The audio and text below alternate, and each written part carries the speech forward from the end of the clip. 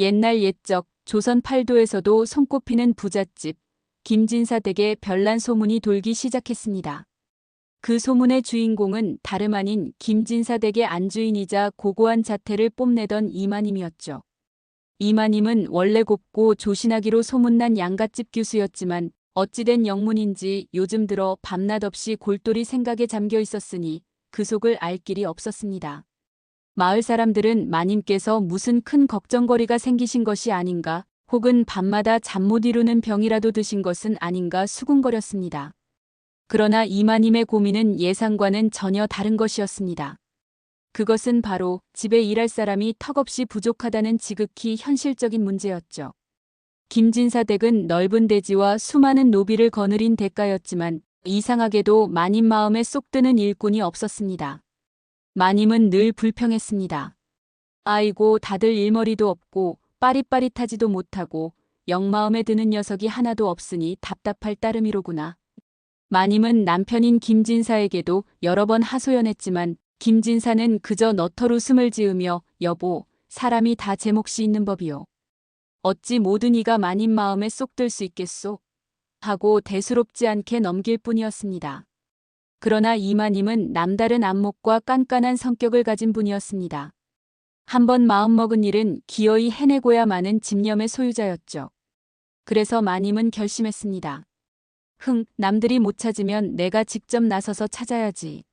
내 손으로 직접 일 잘하고 성실하고 무엇보다 내 마음에 쏙 드는 인재를 찾아내고야 말겠어. 그리하여 마님은 어느 날 아침 일찍 아무도 모르게 행색을 변장하고 저작거리로 나섰습니다. 시장 바닥에는 온갖 물건을 파는 상인들과 일거리를 구하는 사람들이 뒤섞여 북새통을 이루고 있었습니다. 마님은 사람들 틈을 비집고 다니며 눈을 크게 뜨고 좌우를 살폈습니다. 저기 우두커니 앉아있는 저 사내는 기골이 장대하고 어딘지 모르게 믿음직스러워 보였지만 눈빛이 너무 흐리멍덩하여 탈락. 저기서 짐을 나르는 젊은이는 재빠르고 힘이 세 보였지만 표정이 너무 거칠어서 탈락. 마님은 이리저리 오가며 수많은 사람들을 스캔했지만 도무지 마음에 드는 사람을 찾을 수 없었습니다. 점심때가 다 되어갈 무렵 마님은 지쳐서 발길을 멈췄습니다.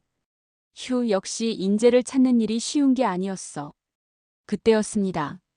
마님의 눈길을 사로잡는 한 청년이 있었습니다. 그는 시장 한 구석에 쭈그리고 앉아 고개를 숙인 채 무엇인가를 골똘히 만들고 있었습니다. 그의 주변에는 낡은 도구 몇 개와 어설프게 깎담한 나무 조각들이 널려 있었습니다. 언뜻 보기엔 그저 보잘것없는 떠돌이처럼 보였지만 마님은 왠지 모르게 그에게서 눈을 뗄 수 없었습니다. 청년은 거친 손으로 나무를 다듬고 있었는데 그 모습이 어딘지 모르게 섬세하고 집중하는 기운이 느껴졌습니다. 마치 세상에 아무것도 없는 듯 오직 나무와 자신만이 존재하는 것처럼 보였습니다. 마님은 천천히 그에게 다가갔습니다. 젊은이, 대체 무엇을 그리 골똘히 만들고 있는 게냐? 마님의 목소리에 청년은 화들짝 놀라 고개를 들었습니다. 그의 얼굴은 햇볕에 그을려 까무잡잡했지만 눈빛만은 형형하게 빛나고 있었습니다. 얼핏 봐도 꽤나 잘생긴 얼굴이었습니다. 청년은 허둥지둥 자신이 만들고 있던 것을 숨기려 했지만 이미 마님의 눈은 그가 만들던 것을 포착했습니다. 그것은 바로 섬세하게 조각된 여인의 상이었습니다. 비록 미완성이었지만 그 아름다움에 마님은 순간 숨을 헛들이켰습니다. 오호라, 이런 재주를 가진 사내였단 말이지. 마님은 순간 직감했습니다. 그래, 바로 이 녀석이야. 겉모습은 볼품없어 보여도 저 섬세함과 끈기라면 어떤 일이든 해낼 수 있을 거야. 마님은 왠지 모르게 그에게서 강렬한 이끌림을 느꼈습니다. 단순히 조각 솜씨 때문만은 아니었습니다. 청년의 눈빛에서 느껴지는 어딘가 모를 깊이와 고독함이 마님의 마음을 뒤흔들었죠. 젊은이, 너의 이름은 무엇이며 어찌하여 이런 곳에서 이러고 있는 게냐? 마님의 질문에 청년은 머뭇거리며 답했습니다. 저는 그저 떠돌이입니다. 이름은 없습니다. 이름이 없다니? 어찌 그럴 수가? 마님은 순간 마음이 아팠습니다. 이름조차 없이 떠돌아다니는 청년이라니. 마님은 그의 손에 들린 나무 조각을 물끄러미 바라보았습니다. 그래, 그럼 너는 오늘부터 내 집으로 가자. 내 너에게 이름을 주고 일거리를 주마. 마님의 제안에 청년은 깜짝 놀랐습니다. 예, 마님 댁으로 제가 감이요? 무엇이 감이냐? 내가 너를 점 찍었으니 그리 알 거라. 마님은 단호하게 말했습니다. 그리고는 옆에 있던 보따리에서 은화 몇 잎을 꺼내 청년에게 건넸습니다. 이것으로 일단 배를 채우고 날 따라오너라. 청년은 어리둥절한 표정으로 은화를 받아들고 마님을 따라 나섰습니다. 그렇게 마님은 저작거리에서 이름 없는 청년을 주워오게 되었습니다. 집에 돌아온 마님은 청년에게 돌쇠라는 이름을 지어주었습니다. 이제부터 너는 돌쇠다. 내 집에서 성실히 일하고 내 명에 따르거라. 돌쇠는 고개를 숙여 마님께 공손히 인사했습니다. 마님, 분부대로 하겠습니다. 그러나 돌쇠를 본 다른 노비들은 술렁거리기 시작했습니다. 아니, 마님께서 저런 볼품없는 사내를 어디서 주워오신 게야? 쯧쯧, 아무리 일꾼이 귀해도 저런 일을 데려오다니. 노비들은 돌쇠의 행색을 보고 수군거렸습니다. 그러나 마님은 개의치 않았습니다. 마님은 돌쇠에게 가장 허드렛 일을 맡겼습니다.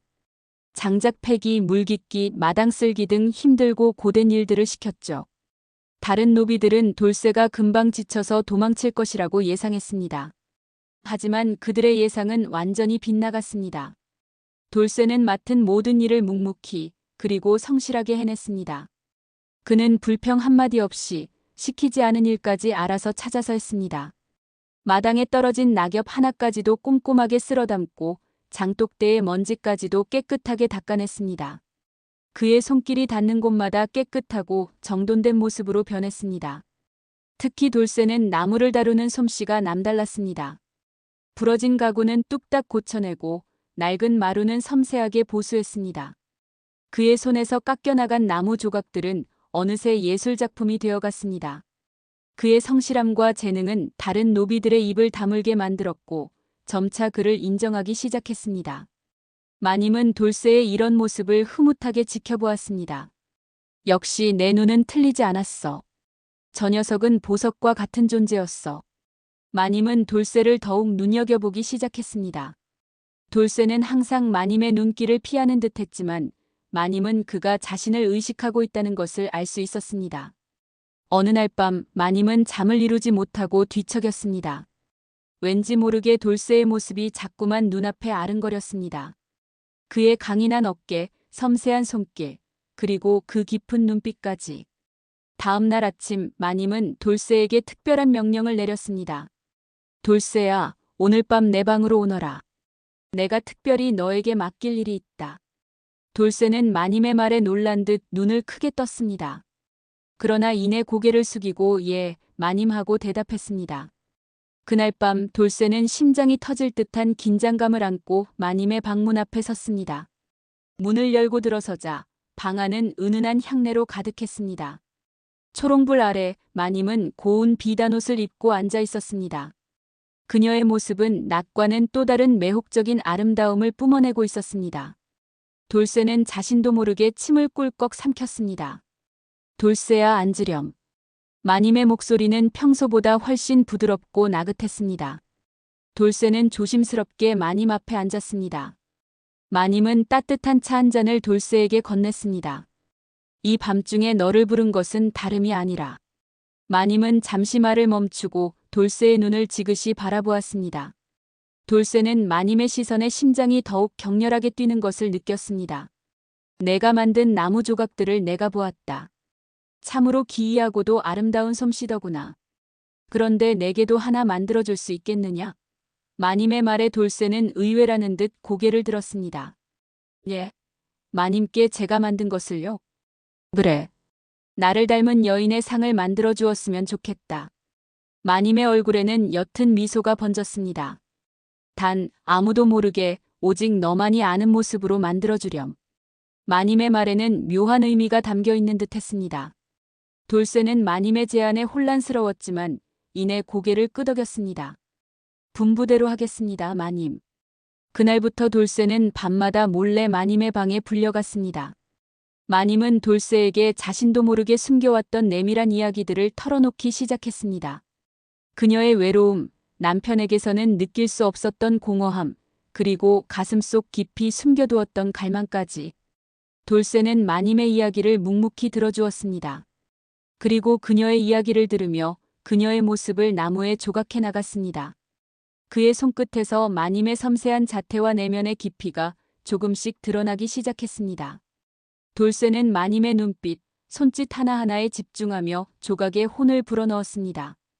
밤마다 이어지는 이 은밀한 만남은 점차 두 사람 사이에 보이지 않는 장벽을 허물어뜨렸습니다. 마님은 돌쇠에게서 그동안 느껴보지 못했던 따뜻함과 편안함을 느꼈습니다.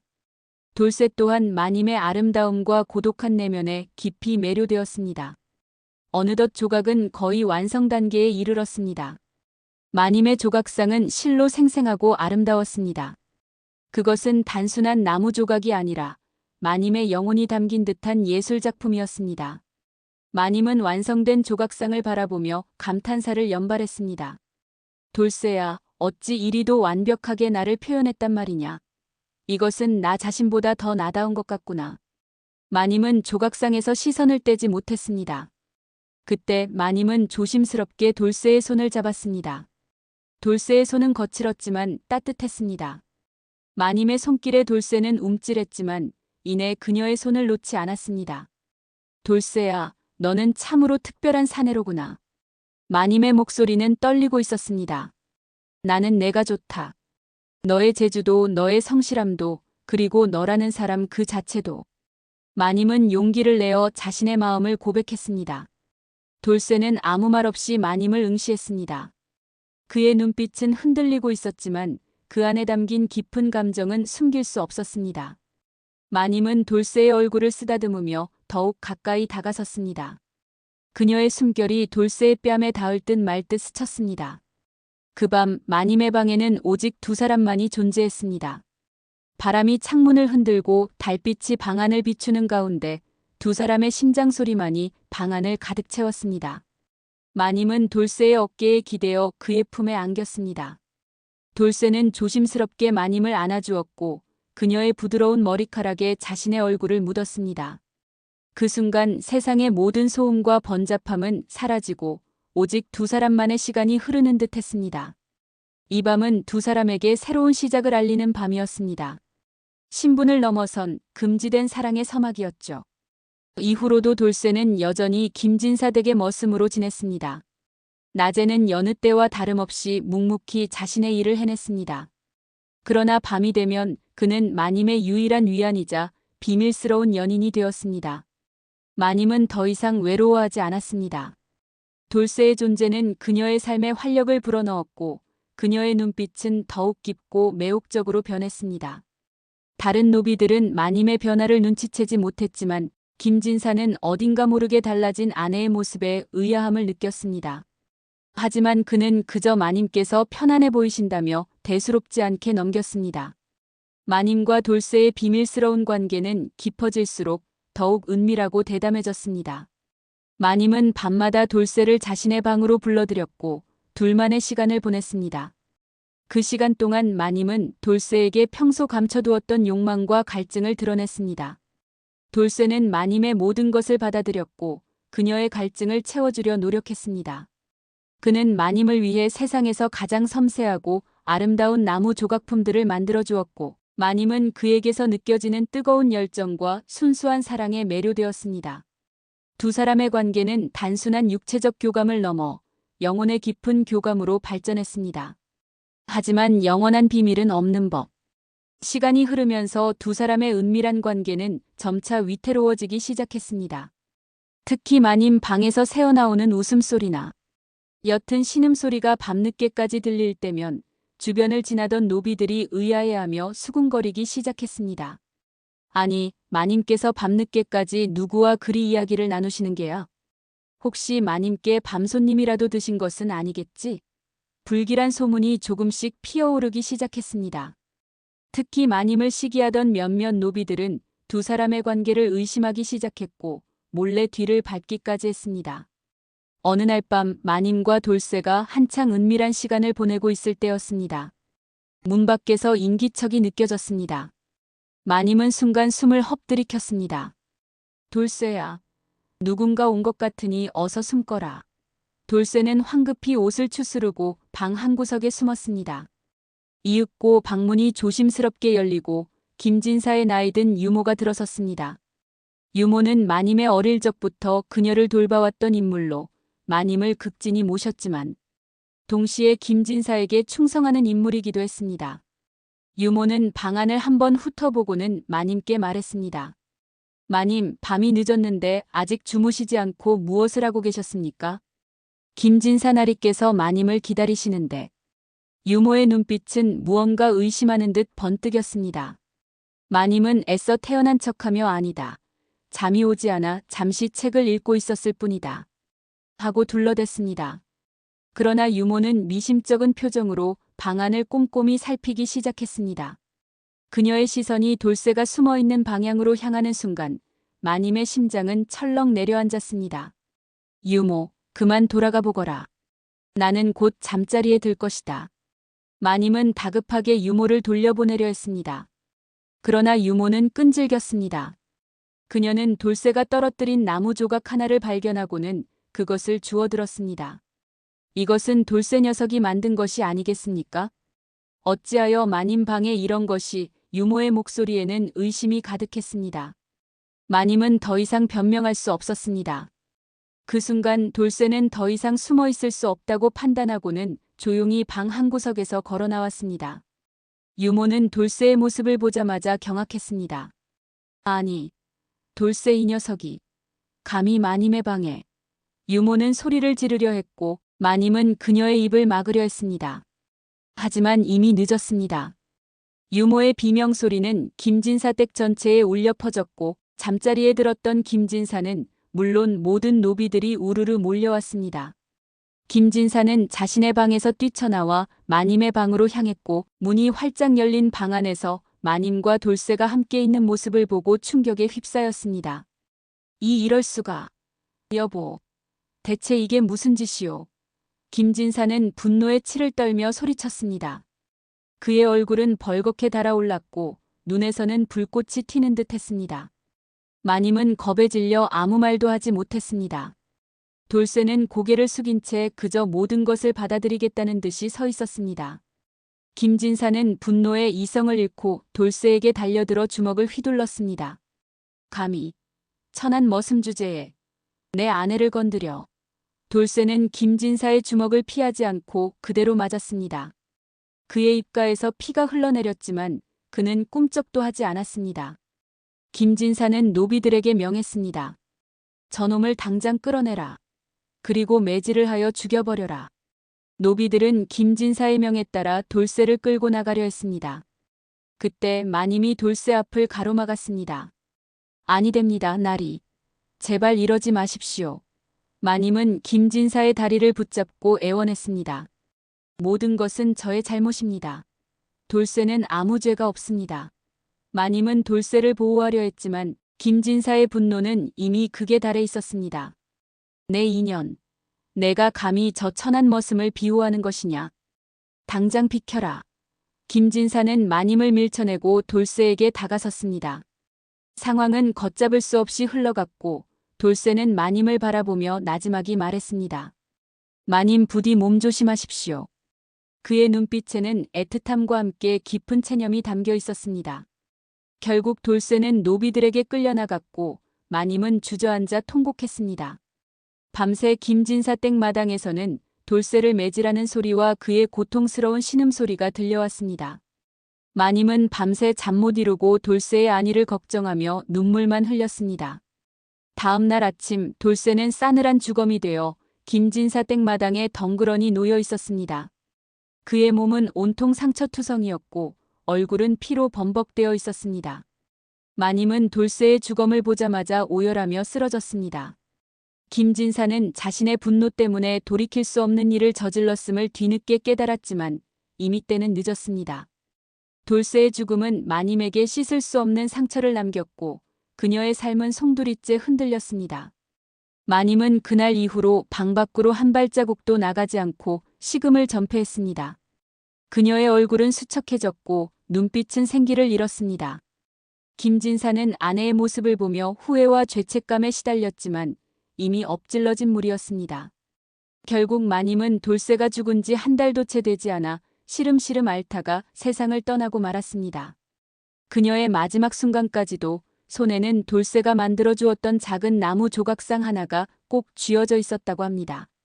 마님과 머슴의 슬프고도 뜨거웠던 사랑은 그렇게 막을 내렸습니다. 이 이야기는 조선시대의 엄격한 신분 사회 속에서 피어난 금지된 사랑과 그로 인한 비극을 담고 있습니다.